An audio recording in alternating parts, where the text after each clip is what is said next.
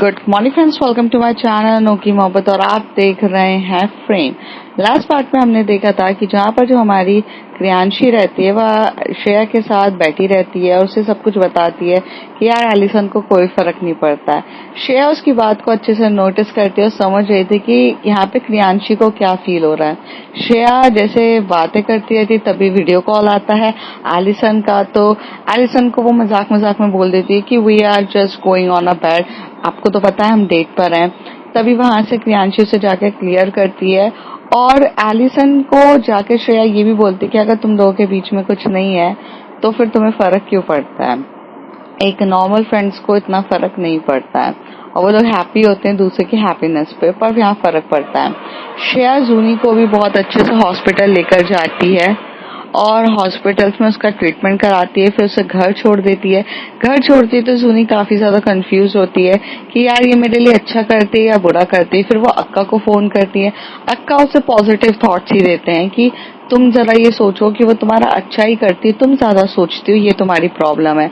अक्का को चोट लगी रहती है तो जूनी पूछती है जोया से कि तुम्हें क्या हो गया है, तो जोया उसे बताती है कि उसका एक्सीडेंट हो गया था। उस समय वो क्रिस्टीना से भी मिलती है जूनी क्रिस्टीना को भी बोलती है कि उसका ध्यान रखना और अच्छे से। अब उसके आगे रात का समय रहता है तो जब जहाँ पर जो क्रिस्टीना रहती है वो जो जोया को बहुत अच्छे से संभालती है, उसे बहुत अच्छे से लेते हुए जाती है और वहां पर कुछ ब्यूटीफुल प्लेसेस रहती है, जैसे कि वहां बहुत ब्यूटीफुल गार्डन रहता है। रात का समय रहता है, वो लोग गार्डन की तरफ जाते हैं, बहुत प्यारे एरिया रहता है, वो लोग वहां बैठे रहते हैं और वहां पे एक फाउंटेन था जो म्यूजिक फाउंटेन था, जो म्यूजिक से चलता था और जैसे जैसे म्यूजिक हाई होती थी तो फाउंटेन्स की जो वेव्स होती थी, मतलब एकदम पानी का लहर बहुत तेज ऊपर तक जाती थी, कम होता था तो वैसे होती थी। वो बहुत ब्यूटीफुल प्लेस थी। तो जोया वहां पर देख रही थी, तो जोया ऐसी ही खड़ी रहती है और ऐसे बोल रही रहती है। तभी क्रिस्टीना उसके बाजू में खड़ी होकर बोलती है। तभी जोया कहती है आपको पता है हम यहाँ पर आते थे। तो क्रिस्टीना अपना सर हिला के बोलती है देन। तो फिर वो उसे बोलती है कि हम हमेशा से आकुब के साथ यहाँ पर आते थे, आकुब और हम दोनों बहुत बहुत खुश रहते थे और ये चीजें बहुत अच्छी लगती थी। बट हमें समझ में नहीं आता है क्रिस्टीना कि अब ऐसा क्या बदल गया है कि हम आकुब के अब फेवरेट नहीं रहे। क्यों अब हम आकुब को उतने पसंद नहीं आते, क्यों आकुब हमारे साथ ऐसा करते हैं। हमने क्या कमी कर दी, क्या हमारे प्यार में कमी रह गई है, क्या हम उसे अच्छे से नहीं रखते हैं, क्या ये पहले जैसा कुछ नहीं हो सकता है। क्रिस्टीना स्माइल करती है और उसी तरफ देखती है जोया की तरफ। तभी जोया कहती है कि आप स्माइल क्यों कर रहे हो, आप हमें जवाब नहीं दे रहे हो। तो क्रिस्टीना उसका हाथ पकड़ती है, उसे कहती है जस्ट केम। वो उसे हाथ पकड़ती है और उसे लेते हुए जाती है और वहां पर एक मतलब एक कपल रहते हैं जो एक बूढ़ा बूढ़ी रहते हैं, मतलब बुढ़ा बुढ़ी, ओल्ड एज कपल्स बोल सकते हैं। ओल्ड एज कपल्स की तरफ देख के बोलती है you know what, this is called favourite and this is called the permanency. To stay with one person for a particular few years, like 2 or 3 years, it's very easy. But to stay with one person for your whole life, it's very difficult. You want your answer? Go.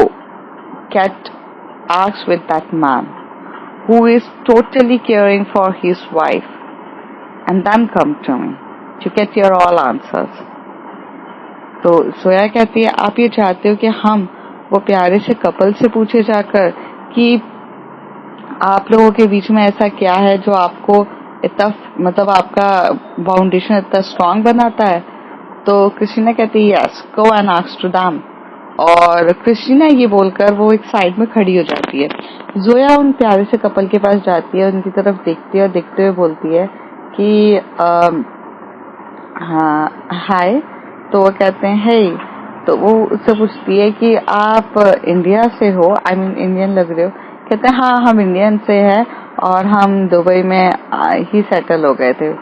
और बेटा तो कहती है uncle आपको इतना खुश देखकर ना मुझे बहुत खुशी हुई। क्या मैं आपसे कुछ सवाल पूछ सकती हूँ? शायद आप मेरी कुछ चीज़ों का समाधान कर दें। मुझे बहुत सारे मसले हो रहे हैं और हमें इस मसले का कोई भी आंसर नहीं मिल रहा है। क्या आप हमारी मदद कर सकते हैं? तभी वो बोलता है पूछो बेटा। तो वो बोलते हैं कि मेरा फियांसे है और मेरी शादी होने वाली है उसके साथ, पर वो मुझ पे इंटरेस्ट नहीं दिखाता है। पहले हम भी आप ही की तरह ऐसे यहाँ गार्डन में आते थे, घूमते फिरते थे, फिर पता नहीं क्या चेंज हो गया कि सब कुछ बदल गया। तो वो बोलता है देखो बदलना तो जीवन की प्रकृति ही है, बदलाव जीवन ही है। आप जैसा सोचोगे बेटा कि ये चीज यहीं पे थम जाए, ये थमेगी नहीं, हर चीज बदलता रहेगा। आप खुद को भी तो देखो, आप छोटे से बड़े हुए, बड़े से थोड़े और बड़े हुए और अब एक शादी के लायक हो गए हो।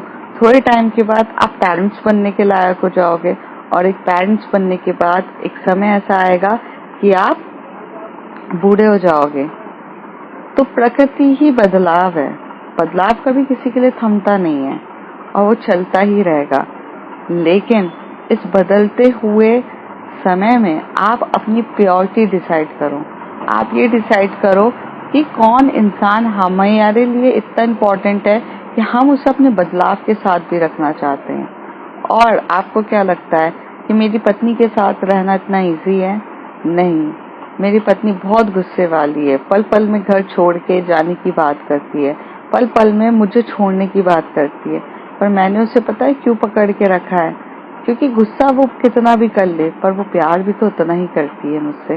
बस समझने की बात ये है कि जो इंसान तुमसे कितना भी प्यार करता है वो गुस्से में आकर तुमसे लड़ाई कर सकता है, बट तुम्हें छोड़ के कभी नहीं जाएगा। और ना कि वो तुम्हें धोखा देने की बात करेगा। पर जहाँ प्यार नहीं है, जहाँ तुम उसकी टॉप प्रायोरिटी ही नहीं हो, बदलाव होने के बाद वो खुद सोचे कि यार इससे बेटर मुझे कहीं कुछ और मिल रहा है, तो वो प्यार नहीं होता। और जिस इंसान के साथ प्यार नहीं है उधर रहने की कोई जरूरत ही नहीं है। जो इंसान तुम्हें हमेशा रहे। एक और एग्जांपल देता हूँ बेटा। आज अगर मैं बूढ़ा हूँ, मैं चल नहीं पा रहा, हो सकता है कि शायद जवानी के टाइम पर ही मेरे साथ कुछ इतना बुरा हो जाता कि मैं नहीं चल पाता, तो क्या मैं चेंज तो हो गया ना, समय चेंज हो गया, प्रकृति की नियम के हिसाब से सब कुछ चेंज हो गया। लेकिन प्यार जो होता है ना वो बेटा चेंज नहीं होता, वो वैसे का वैसा ही रहता। अगर वो चेंज हो रहा है तो वो प्यार था ही नहीं। एंड वो आपकी दोस्त है क्या? तो वो कहती है कि हाँ, अगर आपकी दोस्ती भी अगर ऐसे ही समय तक रहे तो वो दोस्ती सच्ची होती है। आपकी दोस्त आपको संभाल रही है, आपको देख रही है, आखिर उसे कुछ नहीं चाहिए आपसे, पर उसे प्यार है आपसे। आपके फियांसे अगर आपको समय नहीं दे रहा है, आप पे चिड़चिड़ कर रहा है और लड़ाई कर रहा है वो आपसे, वो तक सही है, पर वो लड़ाई लड़ते हुए आप ही का है तो वो बहुत सही है। लेकिन लड़ाई करते हुए अगर वो किसी और का हो चुका है तो वो बेटा आपका कभी था ही नहीं। क्योंकि लड़ाई करके इंसान मनाता है और उसे खोने से डरता है, बट लड़ाई करके अगर वो तीसरे के पास चले जाए तो उसे आपको अपनी जिंदगी से निकालने के एक बहाने मिल जाते हैं और उसे सिर्फ बहाना चाहिए किसी को छोड़ने के लिए। शायद अब आपको मेरी बात समझ में आई होगी। तो ये बोल के जोया अपना सर हिलाती है और कहती शुक्रिया मेरे सारे सवालों के जवाब देने के लिए। और वो यहाँ से टर्न होती है और क्रिस्टीना के पास जाती है और क्रिस्टीना उसे कहती है did you get your answers of your everything? तो क्रिस्टीना को स्माइल करते हुए बोलती है हाँ, but Zoya now you have to be happy all the time because the person is your top priority. They will never lose you. And priorities is not only decided in the relationships. The priorities is already decided in the friendship also. In the person, importance is importance, whether it is considered of any relations. So you have to understand that. And now don't be sad, and I don't like your this crybaby faces at all. Just come with me, enjoy the moment. Do you want to go on a ride with me? सोया कहती है कि मैं थोटलू baby तो हूँ नहीं, और मैं हंसती खिलखिलाती रहूंगी। और जैसा आपने मुझे कहा है कि मुझे रिलेशनशिप्स की इम्पोर्टेंस, सारे रिलेशनशिप्स में इम्पोर्टेंस होती है, प्रायोरिटी सेट होती है, वो मैं समझती हूँ। बट आप मुझसे ये सवाल पूछे हो कि राइड पे चलोगी, तो आप मुझे बताओ कि यहाँ पे आप मुझे राइड पे लेकर कैसे जाओगे? डोंट यू हैव अ, तो कहती come on, do you want to go on a ride with me? तो कहती है कि हाँ, मैं राइड पे जाना पसंद करूंगी। पर कहती है but the condition is that the ride is not in the car, the ride is in the bike. Are you okay? तो वो कहती है हाँ चलेगा। तो तभी वो अपना फोन उठाती है और अपने एक मतलब पर्सन रहता है, उससे फोन लगाती है, और क्रिस्टीना वहां पे कोने पे जाकर उसे बोलती है। 10 मिनट तक वो दोनों वहां खड़े रहते हैं, और वहां पर एक बंदा आता है और उसे बाइक देता है। वो बाइक मीन्स लाइक स्कूटी होती है, और क्रिस्टीना वहां पर आगे बैठती है और जोया को बोलती है बैठो। तो फिर वो बैठ के ऐसे गाड़ी चलाई रहती है। तो जो जोया रहती है उसका हाथ जो रहता है वो पीछे की साइड पकड़ी रहती है, और क्रिस्टीना ये देखती है कि ये हाथ कहाँ पकड़ी हुई है। तो वो 1-2 बार ब्रेक लगाती है, तो क्रिस्टीना एकदम से आके आके उसके शोल्डर पे उसका मीन्स फेस लगता है। तभी क्रिस्टीना कहती है hold me tightly, otherwise you will be on a ground floor, तो you will be slip, please hold me tightly. तो जोया कहती है पर हमने पकड़ा तो है पीछे को, और आप कह रही है कि हम आपको पकड़े।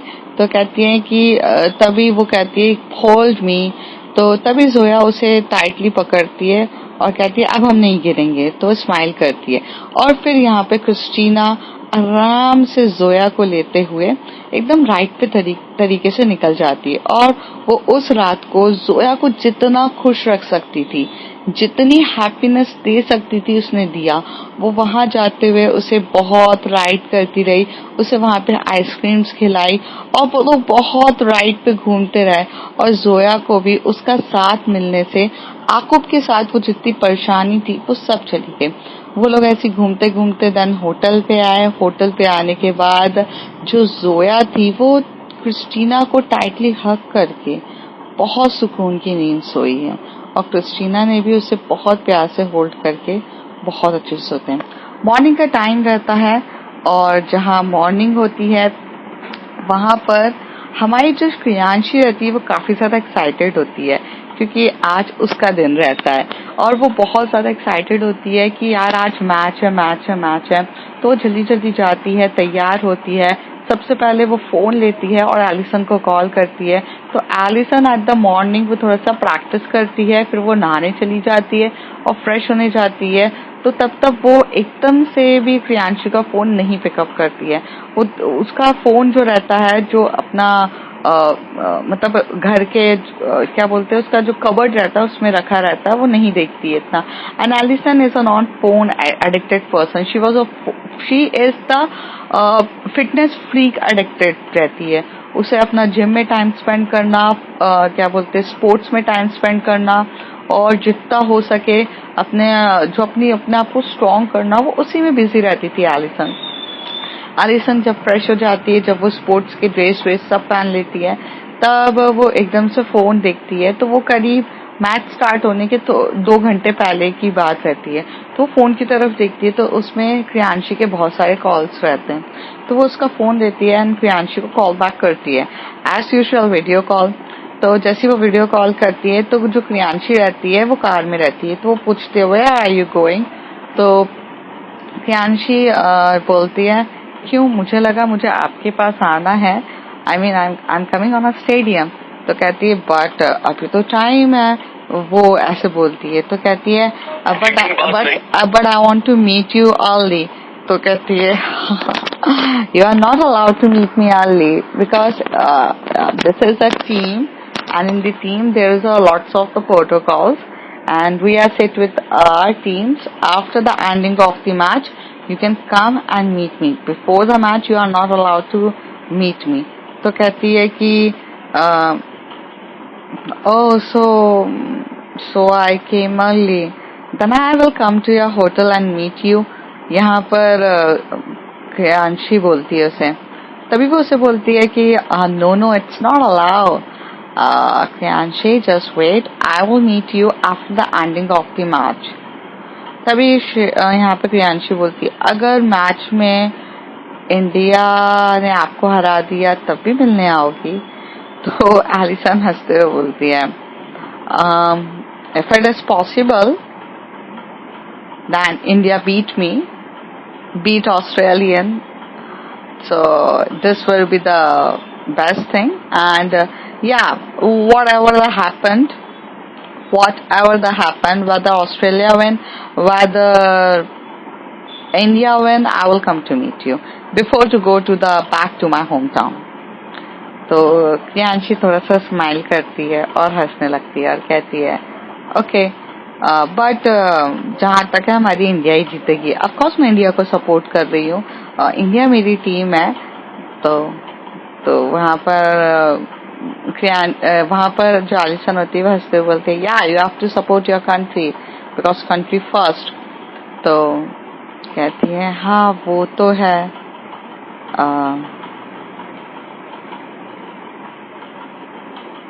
और दोनों के बीच में थोड़ी देर तक साइलेंस हो जाता है, दोनों एक दूसरे के आई कांटेक्ट होते हैं. तभी एलिसन बोलती है हाउ इज योर डेट. तो क्रियांशी कहती है यू ऑलरेडी नो कि मेरी वो डेट नहीं थी और वो तो मेरी बेस्ट फ्रेंड है. तभी एलिसन कहती है then you why you said that you are going on a date with her. तो क्रियांशी बोलती है टू सी योर रिएक्शन. तो एलिसन कहती है my reactions why you want to see my reactions. Kriyanshi बोलती है मुझे बस ये देखना था कि आपको फर्क पड़ता है कि नहीं. तो एलिसन कहती है नहीं मुझे मुझे क्या फर्क पड़ेगा. तभी वो बोलती है अच्छा फर्क नहीं पड़ेगा तो फिर रात को आपने मुझे वीडियो कॉल क्यों किया था. I mean, you worried about me, or you jealous, or something else. Allison इस सवाल का जवाब न देते हुए ऐसे बोलती है Kriyanshi I'm just waiting on a stadium for you. Come and watch the match, and I have to go to my team. There's some captains have to decide the strategy, so I will talk to you later. और ऐसे कह के जो Allison होती है वो phone रख देती है. क्रियांशी स्माइल करने लग जाती है, वो भी फोन रख देती है. उसे पता रहता है कि एलिसन को एक्चुअली फर्क पड़ा था और वो जवाब देना नहीं चाहती है, इसलिए वो फोन रख देती है. थोड़ी देर के बाद यहाँ से जो श्रेया रहती है वो मतलब जो क्रियांशी रहती है वो श्रेया के घर पे ड्राइवर को बोल देती है कि लेके जाने के लिए. सुबह जब मॉर्निंग का 10-11 बजा रहता है तो श्रेया के घर पे जाती है, बट श्रेया वहां पे उसे नहीं मिलती है. तो तभी उसका जो वहां का जो वॉचमैन होता है वो कहता है मैम तो जस्ट अभी बाहर निकली है. तो श्रेया को पता रहता है, क्रियांशी को पता रहता है कि श्रेया कहाँ जाएगी. ऑफ कोर्स उसकी लाइफ का सबसे मेन मुद्दा तो पलाश ही रहता है, तो वो पलाश के वहां पे चली जाती है. डायरेक्ट वहां से पलाश में जाती है और वहां पर जाकर उसके जो कैबिन होता है उधर पे चली जाती है. वहीं पर श्रेया बैठी रहती है. तो श्रेया एकदम से अंदर आती है और श्रेया के कैबिन में एकदम से क्रियांशी अंदर आती है और बैठती है. श्रेया उसकी तरफ देख के बोलती है आई मीन आज मिस अग्रवाल मेरे यहाँ कैसे, आई मीन आज उन्हें कैसे टाइम मिल गया. तभी वो कहती है तुम्हारा अगर मजे लेना बंद हो गया हो तो फिर मैं कुछ बोलूं. तो कहती है अच्छा बोलो. तो कहती है यार वो कल रात को तो जो तुमने किया मतलब एलिसन के साथ जो बात करी वो उससे ना मुझे पता नहीं है क्या बात करी, बट एलिसन को फर्क पड़ता है यार. तो श्रेया बोलती है हाँ तो कहती है आज मैं उसके साथ अभी थी, मैंने उसे बोला कि मैं होटल आ रही हूँ तुमसे मिलने के लिए, तुम्हारा मैच है। तो वो कहती फिर उसने मना किया, उसने बोला कि यार वो मीन्स प्रोटोकॉल्स रहते कुछ ऐसे, पहले मिलना नहीं होता है और फिर टीम्स के साथ डिस्कशंस होती है। अब यहाँ से हम डायरेक्ट जाएंगे स्टेडियम, तो स्टेडियम में भी तुम मुझसे मिलने आओगी तो मैं नहीं मिल सकती हूँ। After the end of the match मैं मिलूंगी। तो कहती है हाँ होगा यार प्रोटोकॉल्स, इतना तो मुझे भी कुछ आइडिया नहीं है मैच में, मतलब मैंने कभी किसी से मिलने के लिए इतनी जल्दबाजी करी नहीं है, क्योंकि मेरा तो कोई लेना देना भी नहीं है ना, मैच वालों से कोई पसंद नहीं है। तो प्रियांशी से देख के बोलती है तू मुझे टॉन्ट मार रही है? तो हंसते हुए बोलती है मजाक कर रही हूँ। हाँ फिर? तो कहती है यार बट मैंने उससे पूछा कि रात को तुमने मुझे कॉल क्यों किया था, तुम्हें फर्क पड़ता है, तुम्हें जेलसी हो रही थी या कुछ? उसने कुछ नहीं बोला यार, उसने फोन रख दिया, ये बात मुझे अच्छी नहीं लगी।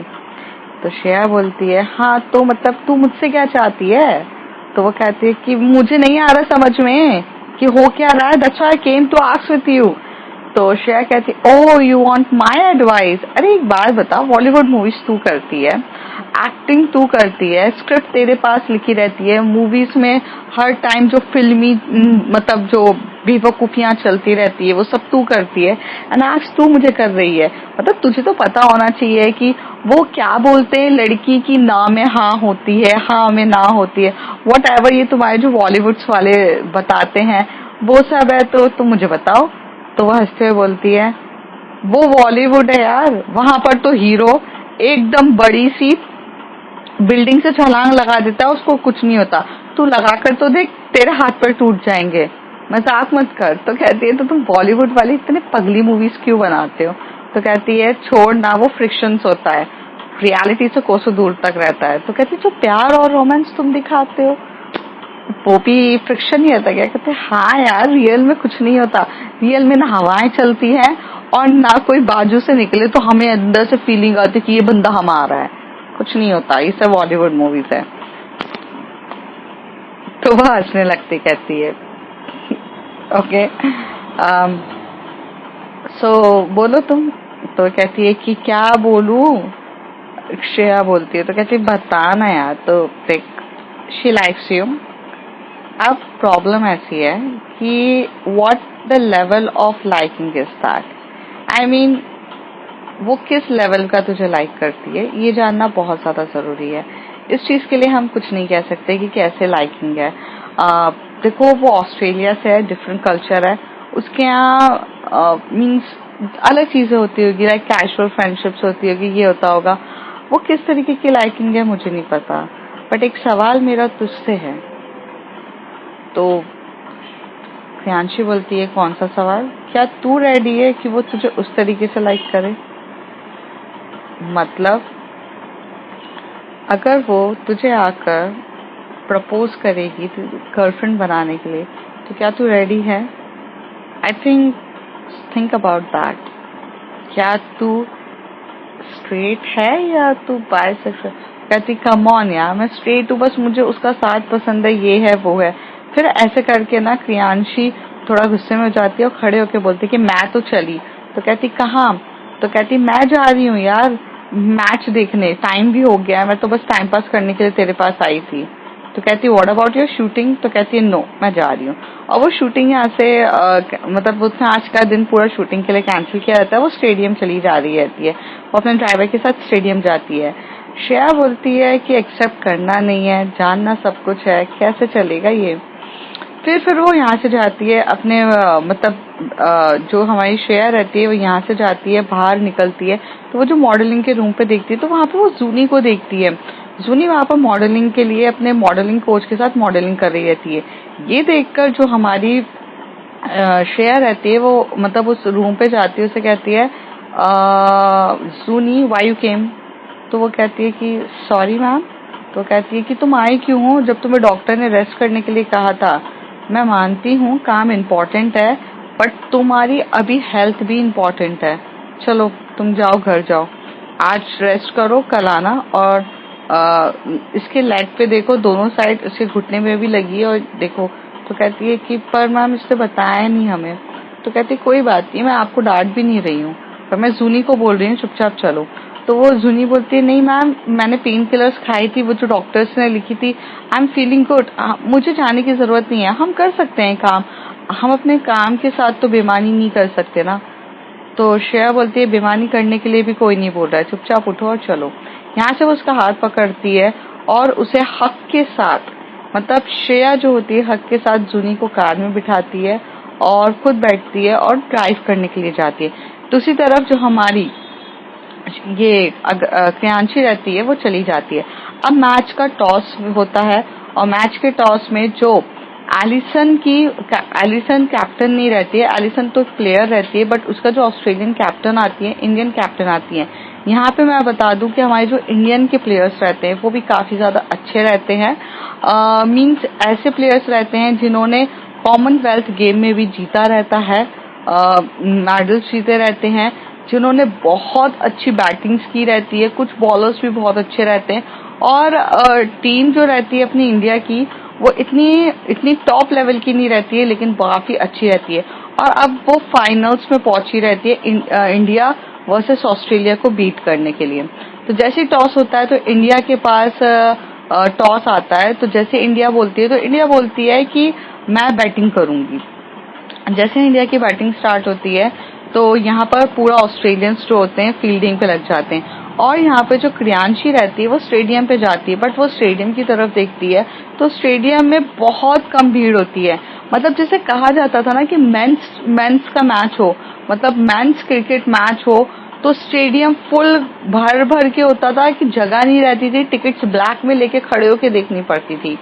बट यहाँ ऐसा कुछ नहीं था, टिकट्स बहुत इजीली अवेलेबल थी। दूसरी चीज कोई ज्यादा भीड़ नहीं थी।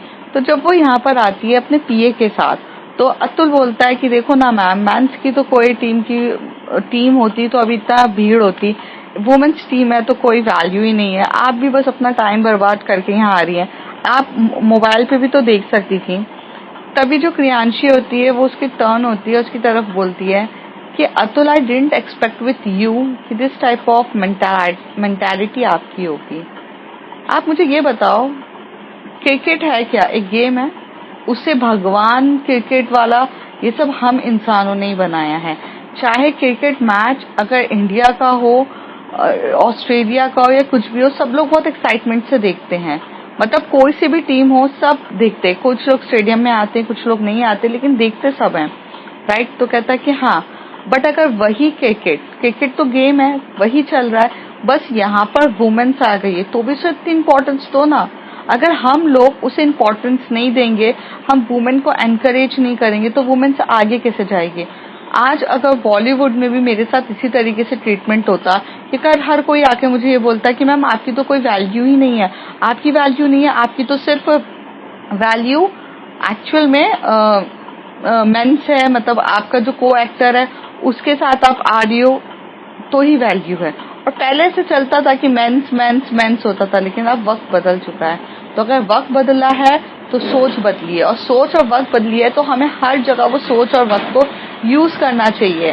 तो मैं सपोर्ट करती हूँ वुमेन्स की टीम्स को, तुम्हें नहीं सपोर्ट करना है तो तुम जा सकते हो, बट वुमेन्स का भी एम्पावरमेंट चल रहा है, so we have to support that.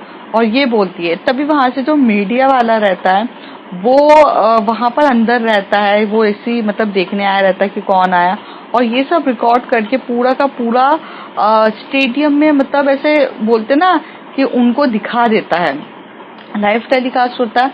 और क्रियांशी का कुछ नहीं था, क्रियांशी अपने को एक्टर को इस चीज के लिए डांट रही रहती है, ये पूरी न्यूज में चीजें फैल जाती है। और अब जब क्रियांशी एक दीवा रहती है तो भाई वो मैच देखने आई है तो सब लोग उसको सपोर्ट करना स्टार्ट करते हैं कि यार वो आई है, मतलब ये चीजें सब जगह होने लगती है। थोड़ी देर में जो क्रियांशी होती है वो एकदम से क्लैपिंग करती है, और वो क्लैपिंग करती है एलिसन की तरफ देखकर, क्योंकि एलिसन आ चुकी रहती है। वो स्टेडियम के थोड़े बाहर निकलती है, मतलब थोड़ा रूम के अंदर बैठी रहती है, बट उसे वहां से मजा नहीं आ रहा रहता है रूम के अंदर, तो वो वहां से निकलती है, थोड़ा आगे जाती है, क्योंकि पूरा स्टेडियम खाली रहता है, एकदम आगे जाती है और ऐसी जगह बैठती है जहाँ पे एलिसन उसे देख सके। एलिसन उसके ऊपर टर्न करती है और पूरा वेव करती है उसकी तरफ, और वो भी उसे वेव करती है, बोलती है ऑल द बेस्ट, और यहाँ पे वो इंडियन टीम के लिए भी सपोर्ट करती है। ये सब चीजें रिकॉर्ड हो रही थी।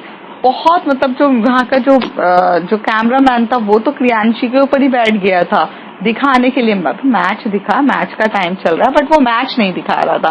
फिर वो मैच स्टार्ट हो जाता है तो वहां पर जो हमारी इंडियंस की बहुत सारी टीम के मेंबर्स रहते हैं, जैसे काजल रहती है वहां पर, तो जो काजल रहती है वो बहुत अच्छी बैट्समैन रहती है, ओपनिंग बैट्समैन रहती है। वहां हरप्रीत रहती है, हरप्रीत रहती है और काजल रहती है, वो ओपनिंग बैट्समैन रहते हैं और वो बहुत अच्छे से खेल रहे रहते हैं। मतलब मैच काफी अच्छा तरीके से वो स्कोर करते हैं, यहाँ से खेलते हैं वहां से खेलते हैं और काफी अच्छा करते हैं। फिर उसके बाद वहां पर जो सोफिया रहती है, जो मतलब एलिसन की पार्टनर रहती है, वो बॉलर रहती है, तो वो उधर आती है और वो जब बॉलिंग करती है तो अब वो इतनी अच्छी बॉलिंग करती है कि वो हमारे जो इंडियंस प्लेयर रहते हैं उनको बोल्ड कर देती है और वो इंडिया मतलब बोल्ड हो जाता है, तो वहां का विकेट आउट हो जाता है। फिर ऐसी करके बाकी पार्टनर्स आते हैं, यहाँ पे चौका छक्का मारते हैं हमारी इंडियंस टीम, मतलब बहुत अच्छा खेलती है इंडियन टीम भी, चौका छक्का मारती है। तो जहाँ पे एलिसन रहती है वहां पे जब चौका आता है तो एलिसन इतनी जोर से कूदती है, उसको पकड़ती है और एकदम फेंकती है, और वो जैसी सिक्सर रहता है वो फेंकती है इतनी जोर से, और जहां पर भागते हुए दूसरी जो उनकी ऑस्ट्रेलियन को क्रिकेटर रहती है वो ऐसे पकड़ लेती है और इन शॉर्ट कि वो दोनों मिलके आउट कर देते हैं। और वो कैच इतना डिफिकल्ट था करना क्योंकि वो ऑलमोस्ट 6 था, आपको 6 को रोकना था, तो बहुत डिफिकल्ट था। अब आगे क्या होता है मैच में ये सब जानेंगे अगले कुछ एपिसोड्स में। तब तक के लिए bye bye, take care. If you like my story, like share and subscribe. And हाँ, एक चीज होती है कि मैं इंग्लिश में जो बोलती हूँ उसे हिंदी में भी ट्रांसलेट करती हूँ, तो आप ध्यान से थोड़ा सा समझिएगा। पॉइंट ऑफ व्यू मैं दोनों बताती हूँ, उसको बस आप सुनिए, आपको सारी स्टोरी समझ में आएगी। Okay, bye bye.